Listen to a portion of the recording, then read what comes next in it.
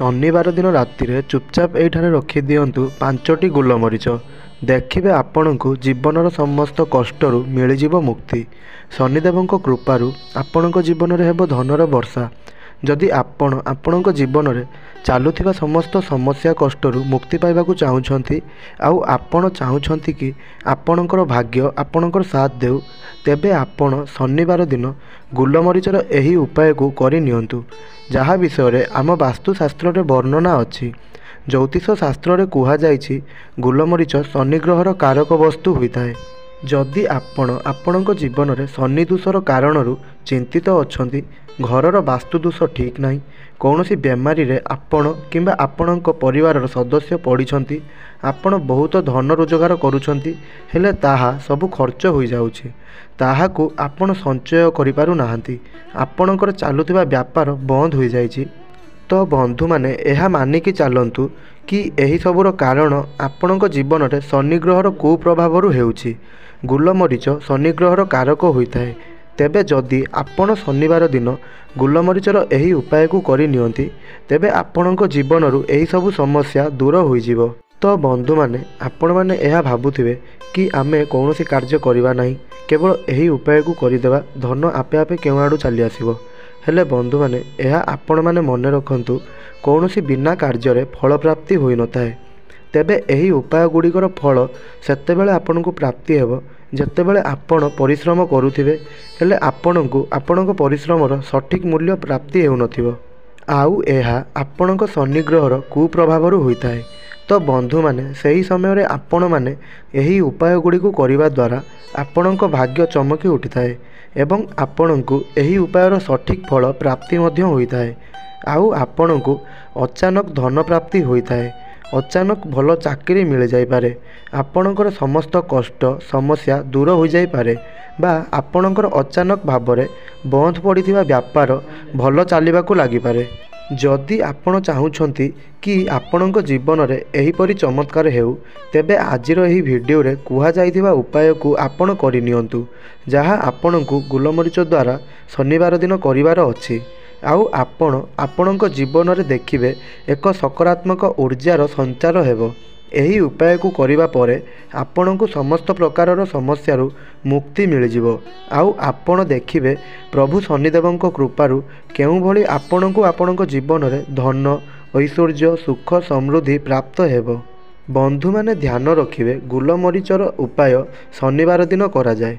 गोलमरीचर एही उपाय करी आपण आपणकर भाग्यर साथ पाई परिबे। बंधु माने आपणकर कौनसी मनस्कामना हेउ, आपणकर कौनसी भी कष्ट समस्या दूर करिबा हेउ, आपणकर एही सबु उपाय केवल शनिदेवंक पाखरे पाई परिबे। कारण आपणक शनिग्रहर नियंत्रण केवल शनिदेवंक हाथ में होता है। जो व्यक्ति शनिग्रह ठीक न थाए सही व्यक्ति तार जीवन में जेते भी परिश्रम कले ताकू तार उचित फल प्राप्त होई न थाए, से केबे भी आग को बढ़ी पारि न थाए।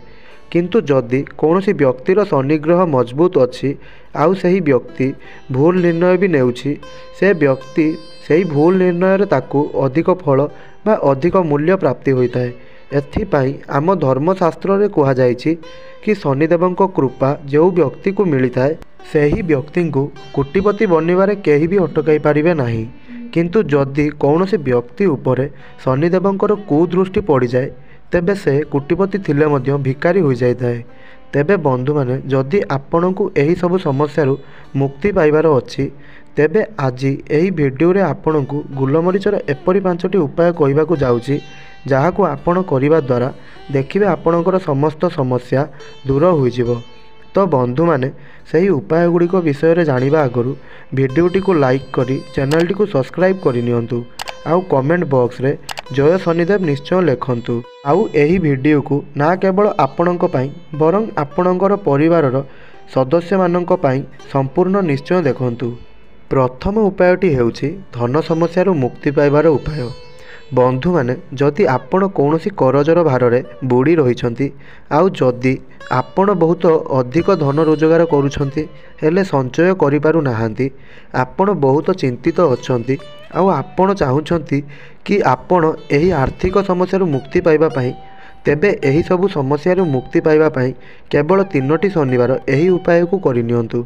ଆଉ 3ଟି ସପ୍ତାହ ପରେ ଦେଖିବେ ଆପଣଙ୍କର ଆର୍ଥିକ ସମସ୍ୟା ଦୂର ହୋଇଯିବ।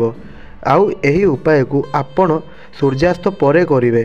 ଆପଣ ପ୍ରଥମ ଶନିବାର ସୂର୍ଯ୍ୟାସ୍ତ ପରେ ଆପଣଙ୍କ ଘର ପାଖରେ ଥିବା ଶନି ମନ୍ଦିରକୁ ଯାଆନ୍ତୁ ଏବଂ ଆପଣଙ୍କ ସାଥିରେ ମାଟିର କିମ୍ବା ପିତ୍ତଳର ଦୀପ ହେଲେ ମଧ୍ୟ ଚଳିବ।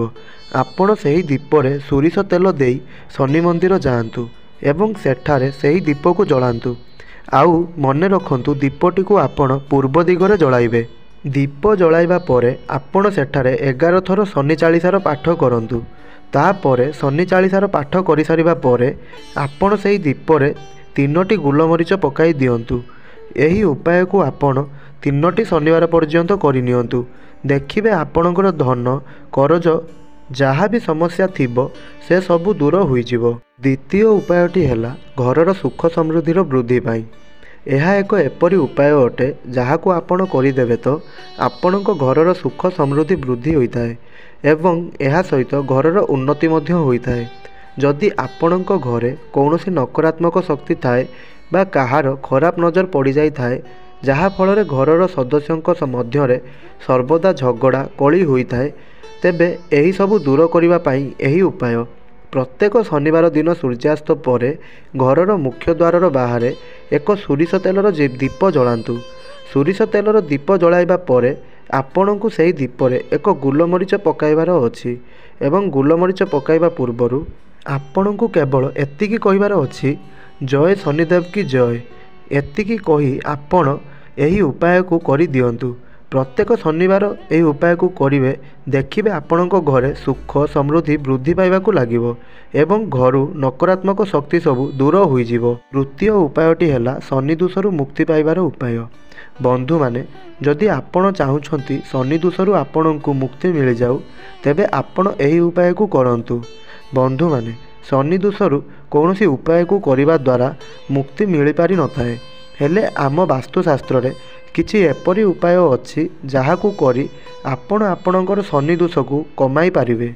ତେବେ ବନ୍ଧୁମାନେ, ଆପଣ ଶନି ଦୋଷକୁ କମ୍ କରିବା ପାଇଁ କ'ଣ କରିବେ ନା, ଆପଣ ଗୋଟିଏ କଳା ରଙ୍ଗର କପଡ଼ା ନିଅନ୍ତୁ। ସେହି କଳା କପଡ଼ା ଉପରେ 51ଟି ଗୋଲମରିଚ ପକାଇ ଦିଅନ୍ତୁ ଏବଂ ସେଥିରେ ଗୋଟିଏ 1 ଟଙ୍କିଆ କଏନ୍ ରଖନ୍ତୁ। ଆଉ ତାକୁ ଏକ କଳା ସୂତାରେ ବାନ୍ଧି ଏକ ପୁଟୁଳି ବନାଇ ଦିଅନ୍ତୁ। ସୂର୍ଯ୍ୟାସ୍ତ ପରେ ଆପଣ ଶନି ମନ୍ଦିରକୁ ଯାଆନ୍ତୁ ଆଉ ଏହି ପୁଟୁଳିକୁ ସେଠାରେ ବସିଥିବା କୌଣସି ଭିକାରୀ କିମ୍ବା କୌଣସି ଗରିବ ବ୍ୟକ୍ତିଙ୍କ ଦାନ କରିଦିଅନ୍ତୁ। ଆପଣ ପ୍ରତ୍ୟେକ ଶନିବାର ଏହି ଉପାୟକୁ କରନ୍ତୁ। ଦେଖିବେ ଆପଣଙ୍କ ଜୀବନରେ ଶନି ଦୋଷ ଦୂର ହୋଇଯିବ। ଚତୁର୍ଥ ଉପାୟଟି ହେଲା ବ୍ୟାପାରକୁ ଭଲ ଚଲାଇବାର ଉପାୟ।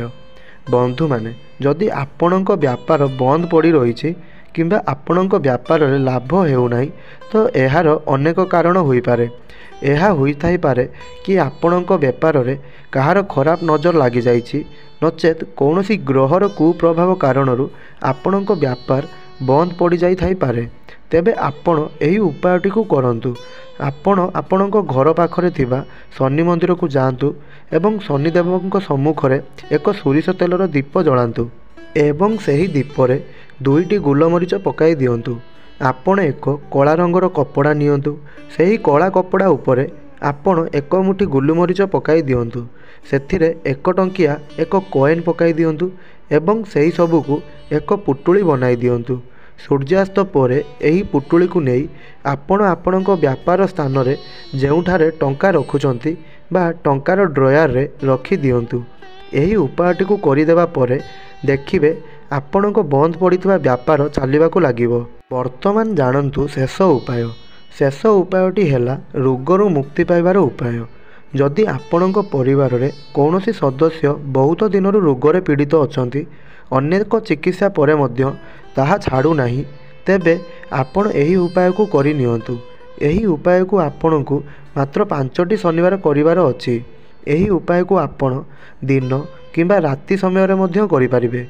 ଆପଣଙ୍କ ଘରେ ଯିଏ ବି ରୋଗୀ ହୋଇଥିବେ ଆପଣ ତାଙ୍କ ହାତରେ ଡାହାଣ ହାତରେ 11ଟି ଗୋଲମରିଚ ଦେବେ ଏବଂ ସେହି ବ୍ୟକ୍ତିଙ୍କୁ କହିଦେବେ ଗୋଲମରିଚକୁ ତାଙ୍କର ମୁଣ୍ଡ ଚାରିପଟେ ବାମରୁ ଡାହାଣ ପଟକୁ 7 ଥର ବୁଲାଇବା ପାଇଁ ଏବଂ ଡାହାଣରୁ ବାମ ପଟକୁ 7 ଥର ବୁଲାଇବା ପାଇଁ। ମୁଣ୍ଡ ଚାରିପଟେ ବୁଲାଇ ସାରିବା ପରେ ସେହି ଗୋଲମରିଚକୁ ଆପଣ ବାହାରେ କେଉଁଠି ଫୋପାଡ଼ି ଦେବେ ଏହି ଉପାୟକୁ 5ଟି ଶନିବାର କରିନିଅନ୍ତୁ। ଦେଖିବେ ସେହି ବ୍ୟକ୍ତିଙ୍କର ରୋଗ ଠିକ୍ ହେବାକୁ ଲାଗିବ। ବନ୍ଧୁମାନେ, ଏହା ଥିଲା ଗୋଲମରିଚକୁ ନେଇ ସେହି ଉପାୟ, ଯାହାକୁ ଆପଣ ଶନିବାର ଦିନ କରି ଶନିଦେବଙ୍କ କୁପ୍ରଭାବରୁ ମୁକ୍ତି ପାଇପାରିବେ। ତ ବନ୍ଧୁମାନେ, ଭିଡ଼ିଓଟିକୁ ଲାଇକ୍ କରି ଚ୍ୟାନେଲଟିକୁ ସବସ୍କ୍ରାଇବ୍ କରିଦିଅନ୍ତୁ। କମେଣ୍ଟ ବକ୍ସରେ ଜୟ ଶନିଦେବ ନିଶ୍ଚୟ ଲେଖନ୍ତୁ। ଧନ୍ୟବାଦ।